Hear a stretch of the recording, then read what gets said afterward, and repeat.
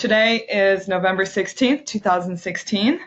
My name is Annette Thacker-Bartlett, and I am with the OSSE Division of Elementary, Secondary, and Specialized Education, and I will be joined by my colleagues from the OSSE Division of Data Assessment and Accountability. We'd like to welcome you to the November monthly webinar for all of you out there that are our LEA Special Education Points of Contact. We hope you're having a great month, and we're excited that you joined us here today. Today we're going to talk about compliance and monitoring, as that's been a topic that has come up several times when we meet with you both in person and over webinars for trainings.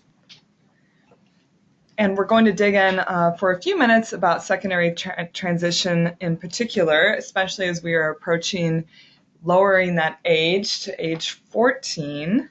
And we'll talk about that in a little bit. And then I'm going to talk briefly about statewide assessments and, of course, give you lots of announcements and reminders.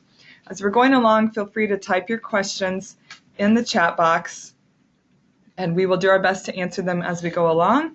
And if not, we will stick around online afterwards to continue to address your questions. Now, before we dig in, I would like to get a quick sense of who the audience is. So if you could go ahead and answer this question. What is your current role?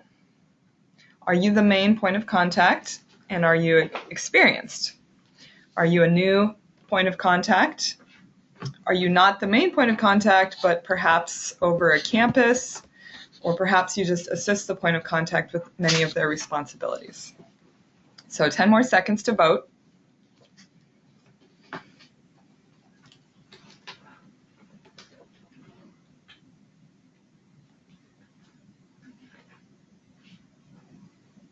Great, thank you. So here I'll just give you a little peek, a sense of the audience. A good chunk of you are a main point of contact, some of you more experienced than others, and a few of you are assisting the main point of contact, so that's great. Welcome. Okay, let's talk about IDEA monitoring. There is a new way of monitoring that started last year. Historically, each grant program within OSSE has done their own thing, where they've done their own individual program monitoring. They will come separately on site visits at different times during the year, and they were not working that closely together within OSSE. But last school year, in an effort to streamline state-level monitoring efforts and also to reduce the burden on you and your colleagues, we decided to coordinate all the monitoring of many grants together, and also to change the way we decide who should be monitored more in depth than others. And this is called risk-based monitoring. Now, you may be familiar with this because you've heard about it last school year, you were involved with your school if there was a monitoring visit or a desk review, or maybe no monitoring visit at all. But I do want to overview it again today to remind you of how OSSE monitors for special education, that is for the IDEA regulations. And just so you know, it is part of this bigger picture of monitoring. So some of these other grants might not apply to you, but I just want to show you the big picture. And here you can see on the slide the list of all the grant programs that are included in this risk-based monitoring. And IDEA is definitely one of the big grants that is a part of this. The reason that there's four main reasons why we shifted to this approach. We want to focus on what really matters. And what matters is that we're providing good instruction to students, and especially for our students with disabilities, that they're making progress. So we want to focus on those results and focus on the substance, not just checking boxes. Also, we realize that it's not very helpful when we have different teams from OSSE that don't coordinate with each other, that are coming to your school different times during the year and disrupting what your school is focusing on. And so by combining it together, all the grant program monitors, they will come together as a team just one time during the year, usually, if you're selected for monitoring. and that's definitely reduces the burden on your school. We also want to increase the communication with you and a better way to receive feedback as a whole to OSSE, and also especially my division, the Division of Elementary, Secondary, and Specialized Education, making sure that we're supporting you and helping you be successful, and at the same time allowing us to be accountable for the way that you're spending all of the grant money. And we used to sort of monitor on a rotating basis, but risk-based monitoring uses a matrix with certain factors where we're going to focus on monitoring the LEAs that need the most support. So we use a matrix, which I will show to you, and that's how we determine who gets monitored with school visits versus who doesn't. And of course, monitoring, a big part of it is ensuring that you are meeting those regulations and using the funds appropriately. So the risk matrix includes this list of factors when we're calculating which LEAs are high risk versus medium or low risk. Some of these do not apply to special education necessarily, but some of them do. There's the fiscal aspect of spending the funds. There's results of any IDEA complaints filed against the LEA. IDEA Part B determinations, which some of you may be involved with the monitoring and compliance aspect of your LEA with regards to IDEA. And if there's any unresolved noncompliance, which can include IDEA noncompliance.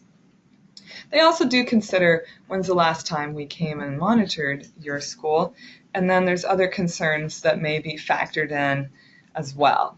And so this is how it's weighted. And then the LEAs are ranked, and we put LEAs into 3 categories of low risk, medium risk, and high risk, according to the proportions shown here on this slide with the percentiles. And we assign the risk level based on this logic. So you can see half of the LEAs are going to be in that medium risk category, and a quarter will be high risk and a quarter will be low risk. And this can change from year to year.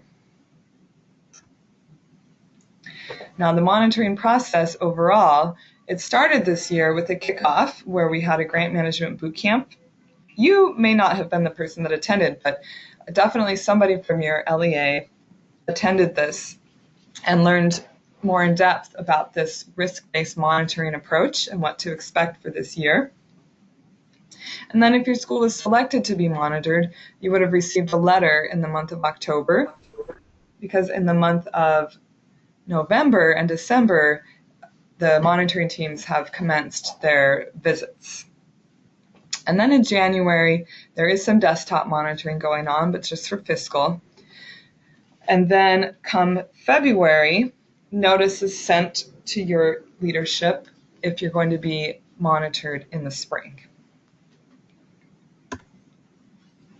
So each LEA is going to either not be monitored, do some desktop monitoring, or receive an on-site visit. And this correlates with what status you're in with the risk factors with that matrix.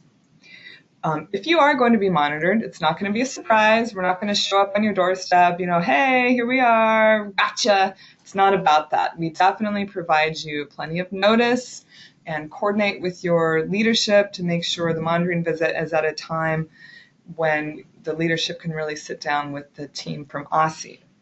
And again, several people from OSSE come that represent all the different grant programs, and in there will be a person representing our IDEA Part B monitoring team as well. Now, just a side note about students at non-public schools, that approach is still separate and more traditional for how it's been. We do continue to do desktop reviews of your students that attend non-public schools. And this year, the schedule you can see here for charter LEAs versus DCPS, these are the months when we're going to do an in-depth desktop review of students' files. But of course, if your LEAs non-public students are going to be part of that desktop review, you will be provided with 4 weeks advance notice. If you want to learn more about this, here is a link to the policy with lots more information, more in depth about exactly what they're looking for. And if you have questions about risk-based monitoring with regards to your LEA, you can contact Sharon Gaskins, who's the Deputy Assistant Superintendent for my division. And with regards to non-public school monitoring, you can contact Dr. Edgar Stewart.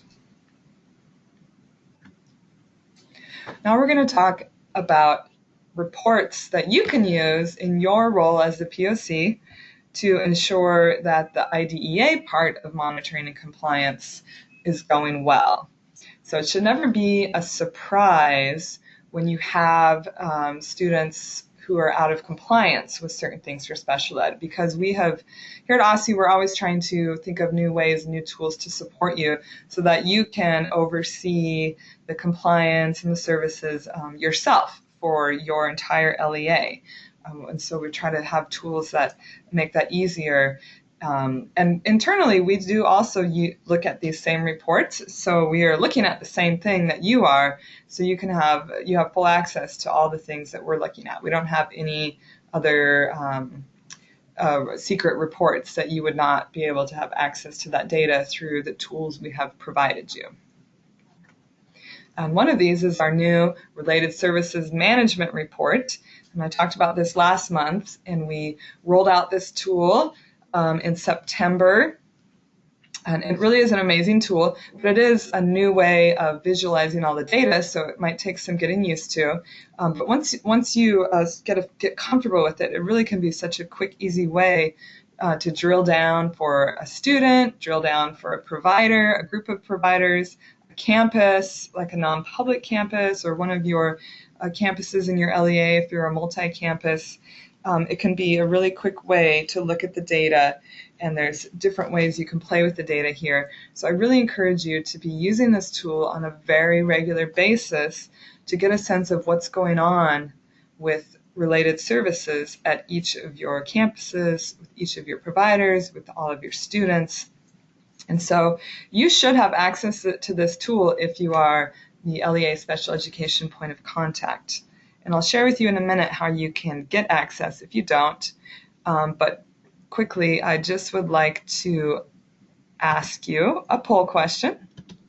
So how often do you use the RSMR? So if you would take a moment to answer the poll question, I would like to get a sense of who's using this tool. Now, I asked the same question last month. And I'm hoping that our numbers have gone up now that it's been a month. We are hoping that you have started using this tool.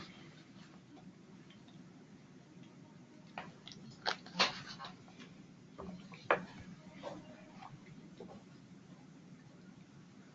few more seconds to vote. Thank you for your participation in this poll.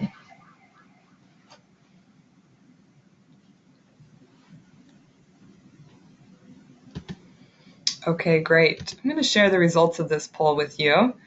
As you can see, the majority of you are not using this tool on a regular basis. And so what we would love to know here at OSSE is what are the barriers to you being able to use this tool and have it be helpful to you? So if you don't mind typing in the question chat box some feedback for us that we can look at later after the webinar, it would be really helpful because we want this tool to be useful. So if there's any barriers to why you're not able to use it or why you have chosen not to be using this on a regular basis, please let us know. Because it is an expectation of OSSE that if you are the main POC for your LEA, you will be regularly overseeing the provision of related services to all of your students with IEPs. And whether you yourself are overseeing each and every student or whether you have other colleagues assisting you in that, either way, you need to be having a sense of what's going on. And OSSE, you are the direct contact with OSSE for a lot of these things with regards to related services for the documentation and things in SEDS and missed services, things like that. So we really want you to be using this tool. Okay, I think you get the point. So we will move on, but definitely provide us your feedback so that we can support you here. If you do not have access, these are the 2 steps that you need to gain access. First, you have to have SLED credentials, and we do expect all of our main POCs to already have access to SLED, because in SLED are other reports that we do expect you to be using. So if you do not have SLED credentials, please send an email to the SLED info email account and let them know you don't have access, and ask them how you can receive that access and training. And once you have that, you also need to make sure you have a token to Qlik, which is the data visualization tool where we are hosting this new RSMR report. If you're listed as the official POC, if your data manager put your name in on our list, then we automatically granted you access to this RSMR within Qlik. And you should have received an email from Qlik giving you that access. So if you are the main POC and you do not believe that you have access to this tool, first I want you to go check and see. So go to analysis.osse.dc.gov and see if you're able to log in. Again, you use your SLED login to log into this app. And once you log in, look on your dashboard to see if you have this app. And here's a little picture of the app. And if you don't, or if you're not able to log in, please reach out to OSSE. You can email osse.dartraining, that email account, or you can put a ticket in the OSSE support tool letting us know that you're not able to access the RSMR and Qlik, and we can help you troubleshoot. Oh, here's the poll question I already asked. Okay, great. The other reports that I want to talk about with regards to monitoring and compliance, again, today's focus is on monitoring and compliance and your role with regards to that, how you can support that, is there are a number of reports in SLED, over 30 different types of reports. Not all of these are useful to you in your specific duties, but some of them are, and there are a few that we do expect you to be looking at on a regular basis. And we hope that these reports are useful to you so that you don't have to reach out to OSSE and ask for data. The data that we look at for monitoring and compliance, you can look at the same data. We have it available to you in SLED. And you can do all sorts of things to track your own improvement over time by accessing these customized reports. And there are all sorts of other reports as well on assessments and college readiness and just so many things. But if you're wondering how to access reports, when you get into SLED, just select the Enterprise Reporting System from the menu. And once you pull that up, the SEDS category of reports is the one that will be most relevant to you in your role. So here is a snapshot of some of the reports that you might find here. And one of them I particularly want to call out. And this one we've talked about in many webinars over the last few years, the Performance and Planning Report, that helps you focus on compliance aspect of timeliness with regards to initial and reevaluations and with regards to getting the initial IEP and the annual IEP done on time. So, and here comes the poll question. How often do you use these reports in SLED, such as the Performance and Planning Report? Again, we do expect you in your role as the main special ed point of contact to be viewing the data on a regular basis that has to do with special education and FAPE and making sure all your students, that their files are in compliance, which reflects that you're actually serving these students according to their IEPs and according to IDEA. A few more seconds to vote.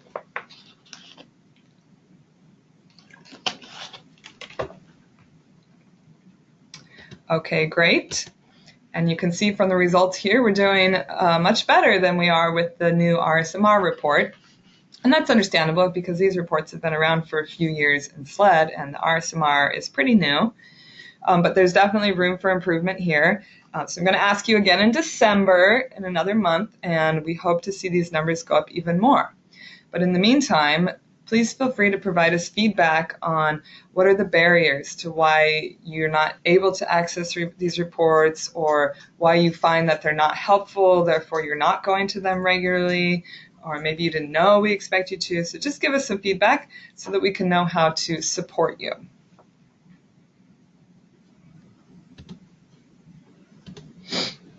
And now we're going to dig in for a few minutes on secondary transition. Now, for those of you that only have early childhood or elementary school students, don't tune out. I know this is not directly relevant to you right now with your students, but you never know if your LEA might expand to have 13, 14-year-olds, or if you might find yourself in a new role where it's helpful to understand what compliance is for secondary transition. Because there's a lot going on here.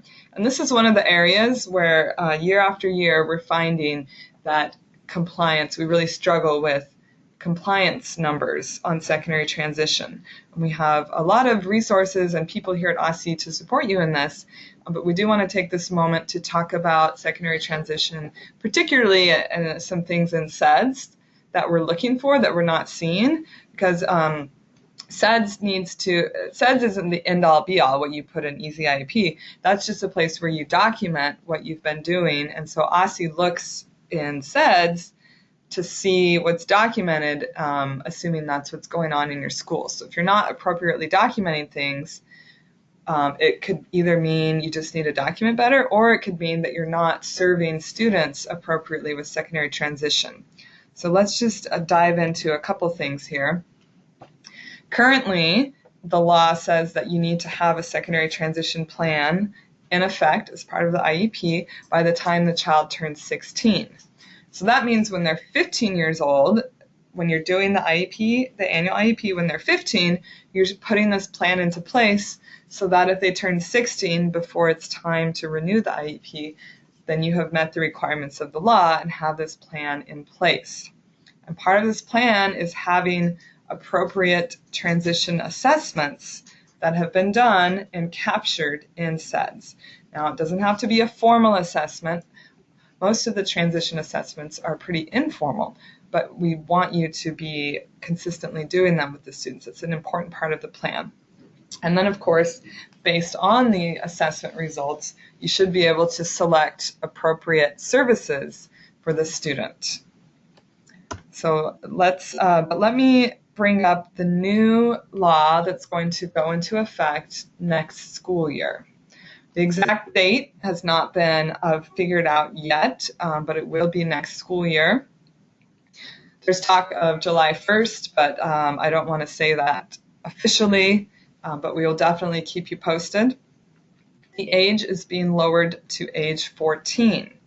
So this will now be more relevant to a good chunk of you that have 13-year-olds or older at your school, because you will need to plan ahead and then start putting into place a transition plan for a 13-year-old at their IEP, because by the time they turn, so that means if they turn 14 a few months later, a plan is in place and you have met the requirements of the law. Now, we realize this is a big change, and so this school year, we are doing a lot of work engaging with you and your colleagues in preparation for this. And in a couple weeks, because this is going to affect a lot, and it's going to require more resources, more money at your school level, and more knowledge. And so we really want to know how we can support you.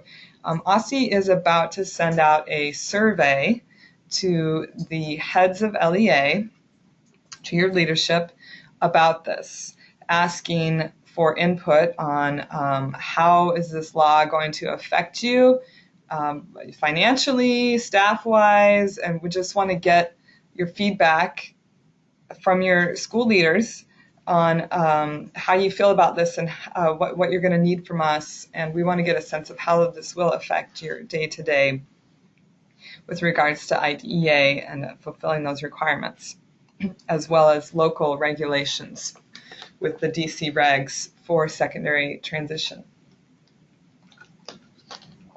Now, if you are pretty involved with secondary transition, or if you suspect that you are going to be pretty involved with this next school year, I encourage you to talk to your head of LEA and follow up with them and say, hey, did you get that survey? I would like to help fill it out. I would like to give input, because they might not be as in touch with this particular topic as you are. So definitely watch out for that survey. It's going to be posted in the Look Forward either sometime in the next few weeks, and it also will be sent directly to your head of LEA.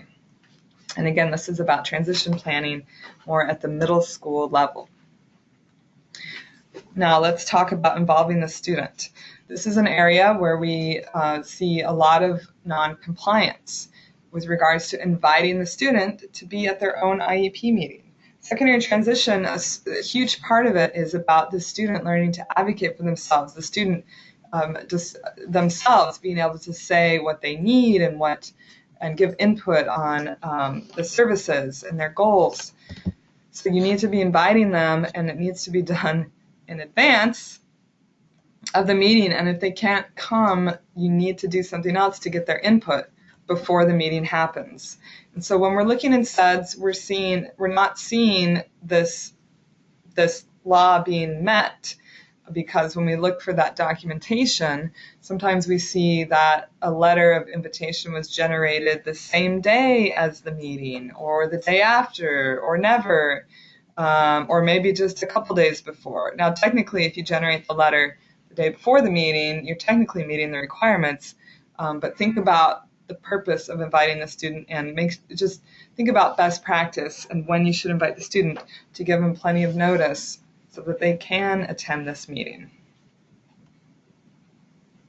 And when we look in SEDS, if we see a draft letter, it's not gonna, we give credit for the final letter. So make sure the final letter has been generated and sent to the student, and that's documented in SEDS. And now let's talk about actual transition assessments, because that is a big part of the IEP in the secondary transition section. Assessment, it's not about sitting down and taking a big test like the PARC. It's just collecting data on the students and what they need. And some of the types of assessments are listed here. You can take an inventory, a personality test, a vocational assessment, a behavioral assessment. There's a lot of different types of assessments. A lot of them are informal that you can do. You're just trying to get information on the student so then you can pick good services for them. And so you need to give an assessment for each of the 3 areas of transition, except sometimes independent living is not applicable to the student. It depends on the type of the level of the student and what their needs are. Independent living may or may not be a part of your plan, but definitely post-secondary education, training, and employment. Now, depending on the type of assessment, one assessment could give you information about both of those categories, but if not, then you need to do more than one assessment to make sure each category gets some good data and that you have a good summary typed there. Not everyone on the IEP team is going to take the time to read the entire assessment results. So it's very important that you have a nice summary here, which tells you what you learned about the student from that assessment, because that summary will be part of what you can share with the IEP team and the parent and the student. Now let's talk about goals for a minute. There's annual goals, and then there's post-secondary goals. So these are different. Sometimes people confuse the two. An annual goal is what they're going to be working on this year while they are in school to prepare for the future, whereas this post-secondary goal is a goal of something they want to accomplish after they graduate. So again, the annual goal is focusing on right now, what do they need to work on this school year to achieve their post-secondary goals, And then the post-secondary goals are more long-term. We used to call these short-term and long-term goals, but that was not as descriptive as calling them annual and post-secondary goals. Okay, now transition services. This follows naturally. You get the student's input, you do an assessment, which tells you what kind of goals they need, and then the goals tell you what kind of services they need. So you can do a number of different services. You can they can be meeting with the counselor to talk about college and work on applications. They can be doing internships. They can be going out in the community. They can be receiving direct instruction.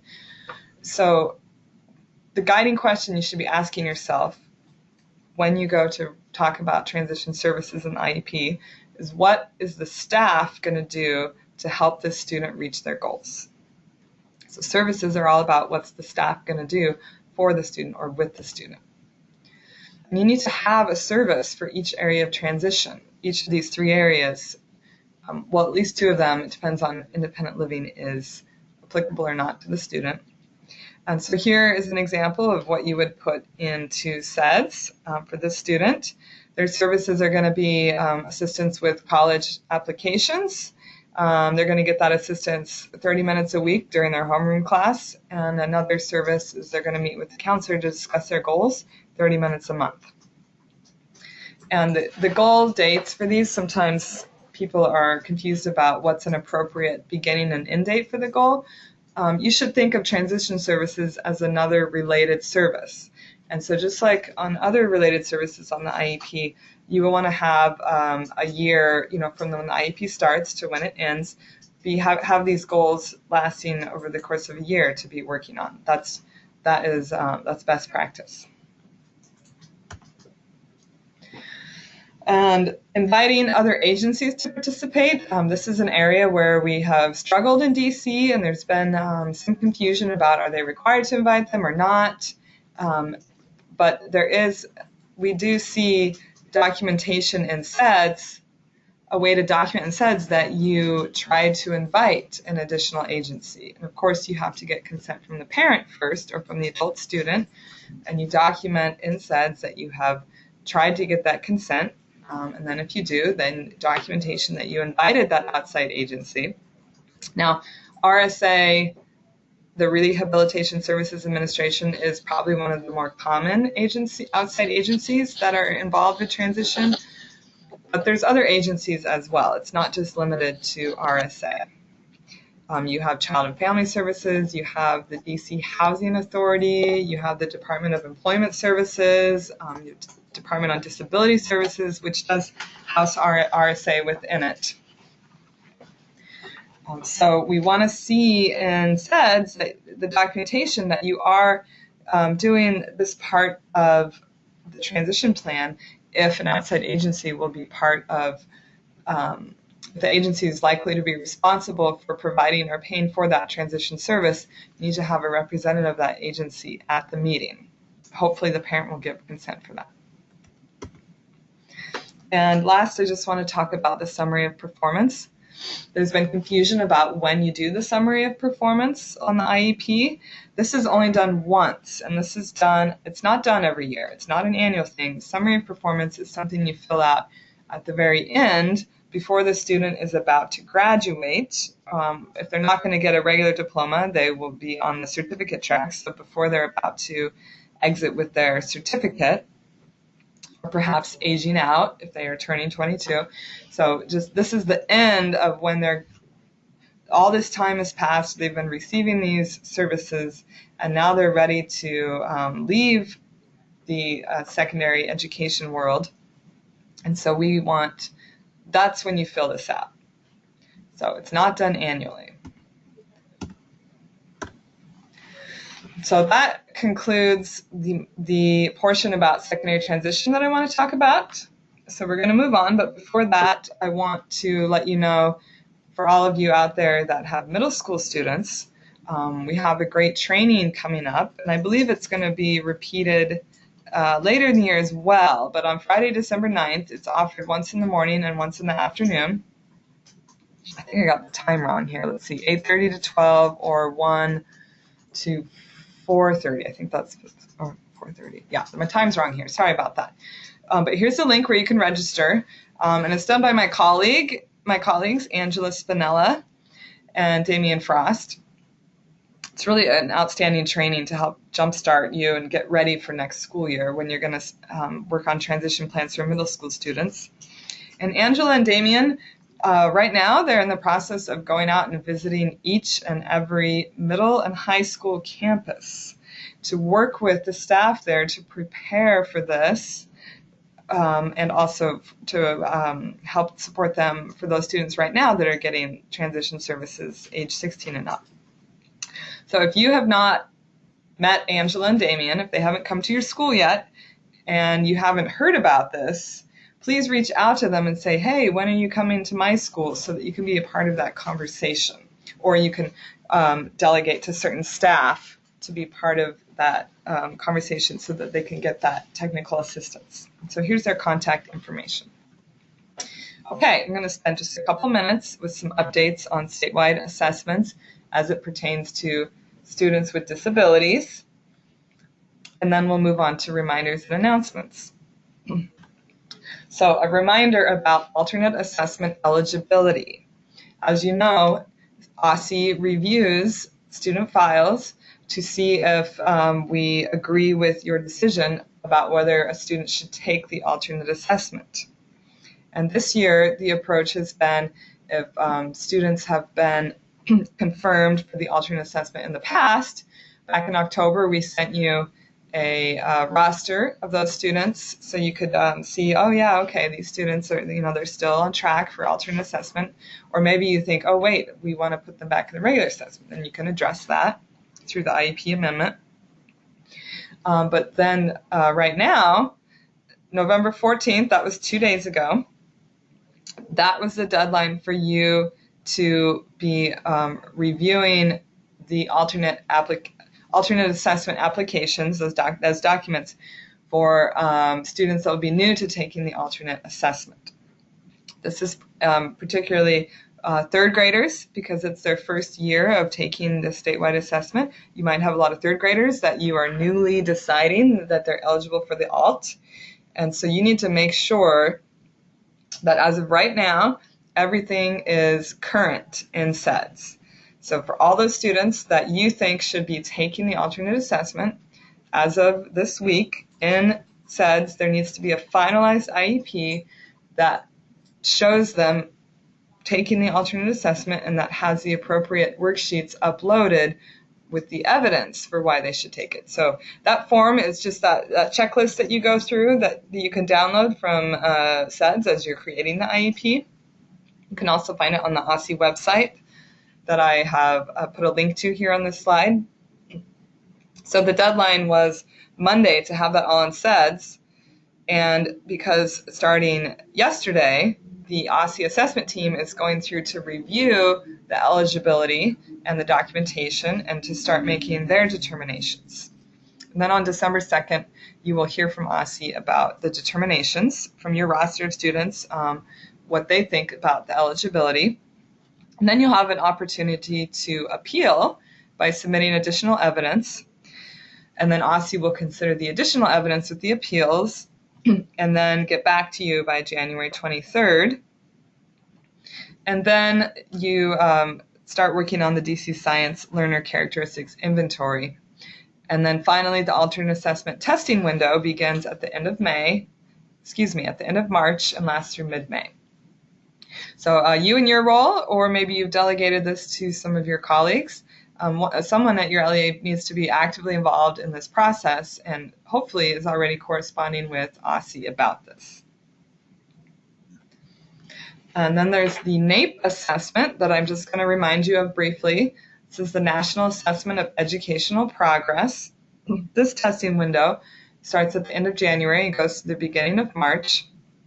And this year, a lot of 4th and 8th grade students are going to be selected to participate. It's a sampling of the enrollment population.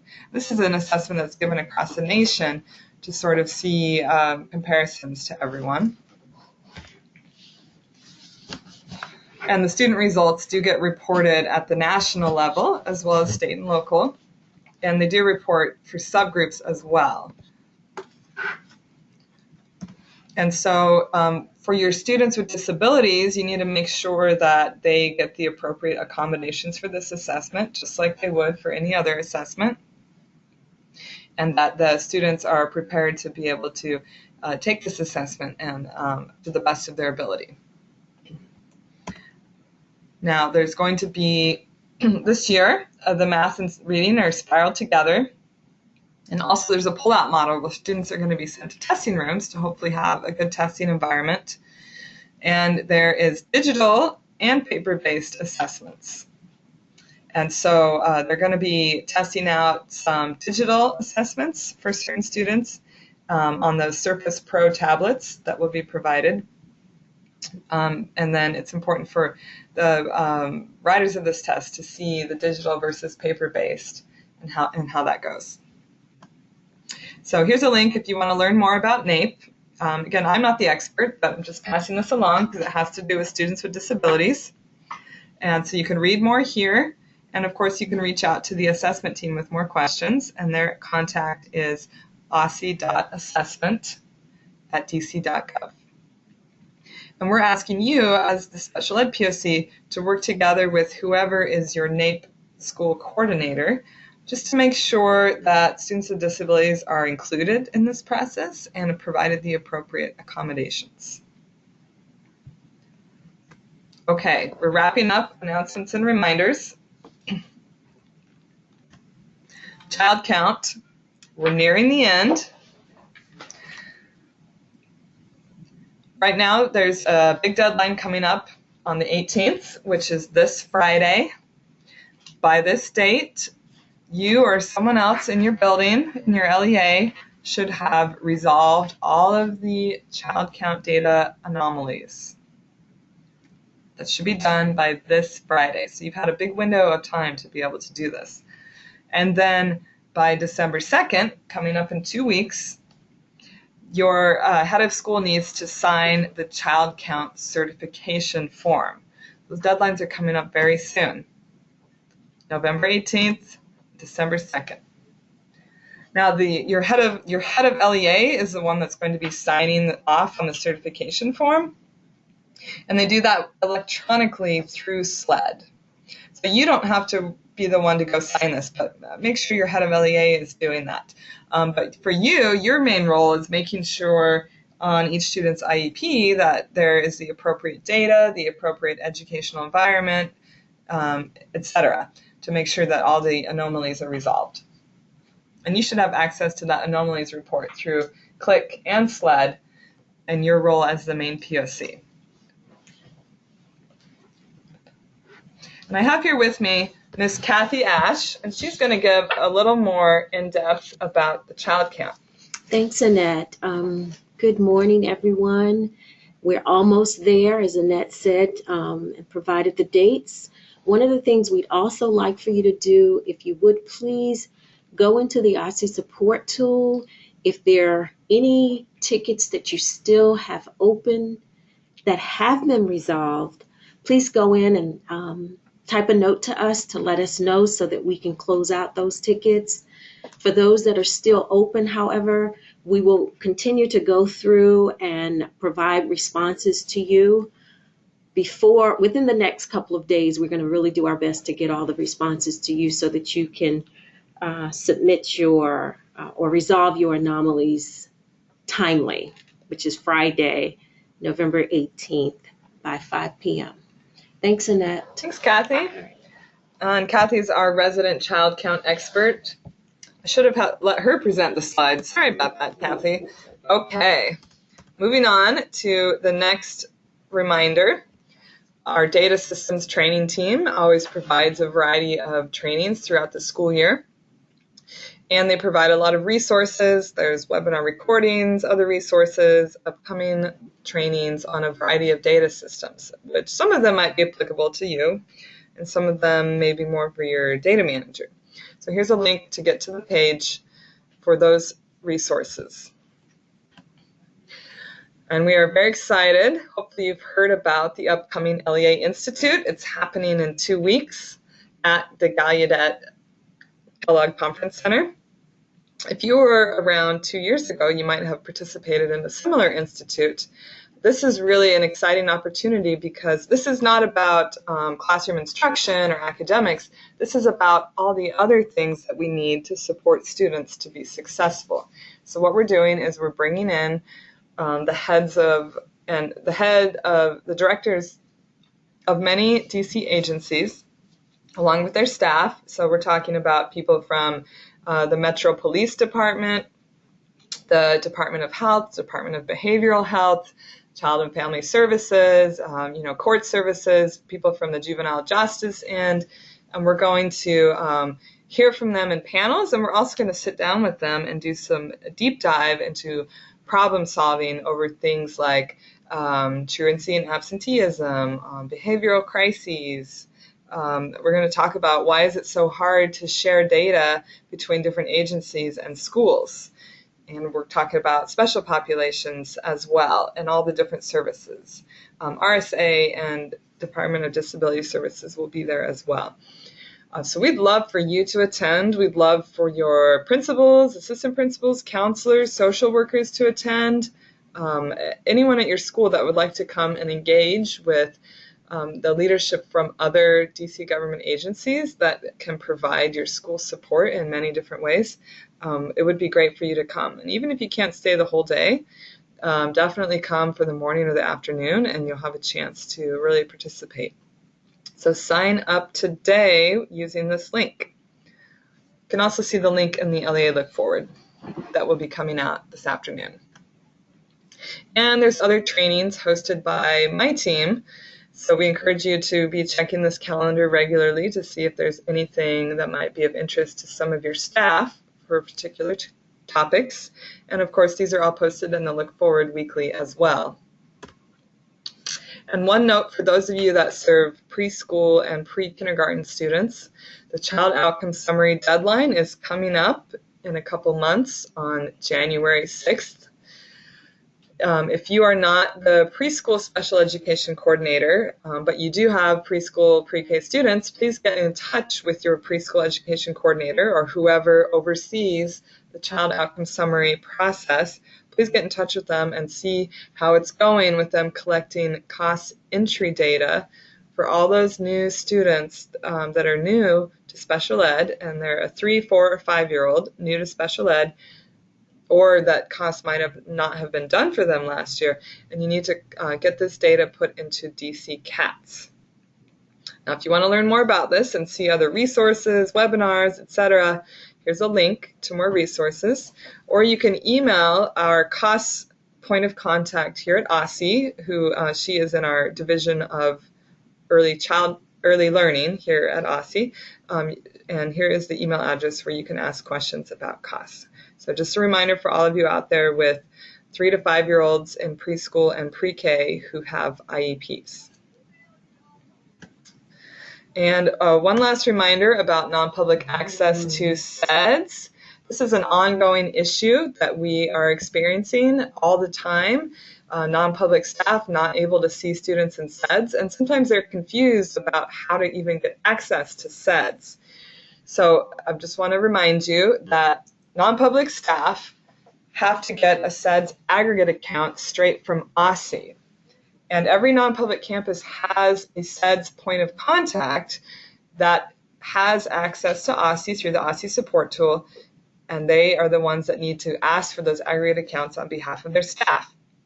They should never come to you and ask you to set them up a SEDS account. Now, we're not talking about access to specific students. We're talking about just setting up the original account where they can log in to SEDS for your school. They should never ask you to do that. If they do, you need to redirect them to OSSE and say you need to make a request to OSSE for an account. And then once the account is set up, then they should reach out to you to get access to specific students. Okay, and a couple reasons why we want them to get an aggregate account, even if your LEA is the only LEA that they need access to in SEDS, we still want them to get an aggregate account through OSSE, because they could get students from another LEA at any time, and then we don't want them to have all these separate SEDS logins. Plus, you should not have to be responsible for managing the overall SEDS account of non-public staff. You are only responsible for their access to your students. You shouldn't have to worry about their entire account. That's on OSSE, not on you. So, but then we cannot give access to specific students. Sometimes we give them the SEDS aggregate account, and then they log in and they're like, wait a minute, I can't see my students. And they go back to OSSE and they say, it's not working, I can't see my students, I thought you set up my account. Well, yeah, we set up their account, but then they have to come to you, and they come and tell you, hey, I got my account set up, and then you go into SEDS and check the appropriate buttons to give them access to see the students at their school from your LEA. And that is the non-public SEDS point of contact that should be communicating directly with you to do this. If you don't know who that contact is at the non-public, you need to get in touch with the non-public and find out. And if they don't know who it is, that's a problem, because they need to have a person appointed in this role. So we really appreciate your help in holding the non-publics accountable for their responsibilities in getting SEDS accounts for their staff.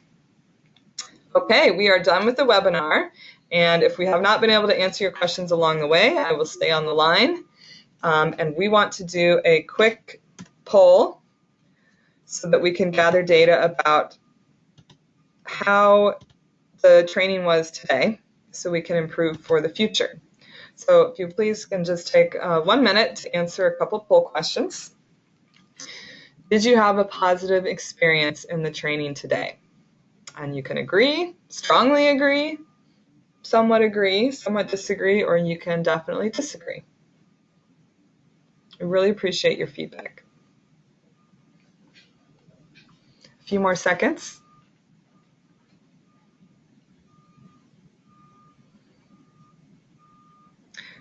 Great, thank you for voting. And my next question is, overall, was this an effective training?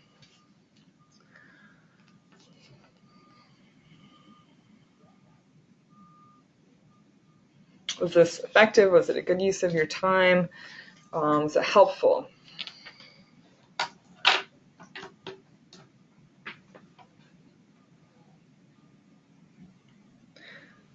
Thank you for voting. My next question is, I'd like you to rate the overall course content and materials. So the content and the materials that were provided to you today, what did you think?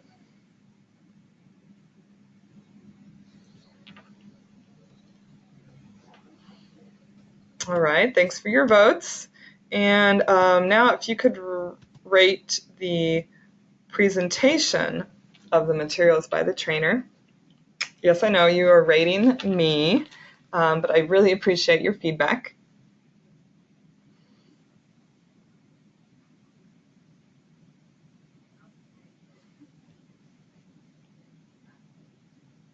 Thank you so much. And the next questions are free response. If you could take a moment to tell us what the strengths were of today's session or how we could improve. This could be anything about the time, location, materials, resources, the training format. We'd love to hear feedback from you, and we really appreciate it. And if there's any other training or PD that you need to strengthen your practice, we always are looking for suggestions there as well to take back to our PD and training teams.